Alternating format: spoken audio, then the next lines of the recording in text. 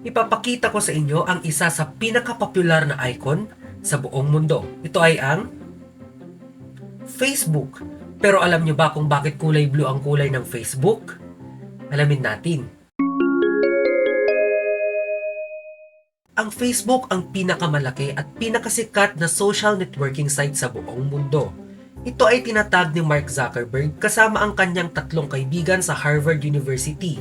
Ito ay sina Eduardo Saverin, Andrew McCollum at Dustin Moskovitz.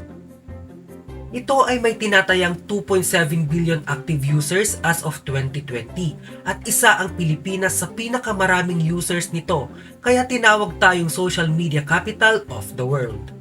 Pero pansin nyo ba, bakit blue ang kulay ng Facebook maging ang mga produkto nito, mapa website at kahit sa Android or iOS device? Bakit hindi green? Bakit hindi red? Bakit hindi yellow?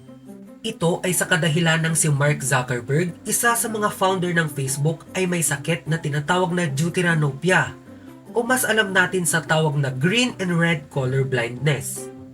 Ayon sa paliwanag ng ating mga eksperto, ang ating mga mata ay may two cells na nakakadetect ng ilaw. Ito ang tinatawag na cones and rods.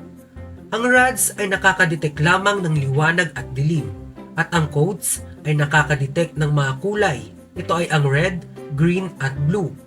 Ang cones ay ang nagpapadala ng signal sa utak upang malaman natin kung anong kulay ang ating nakikita.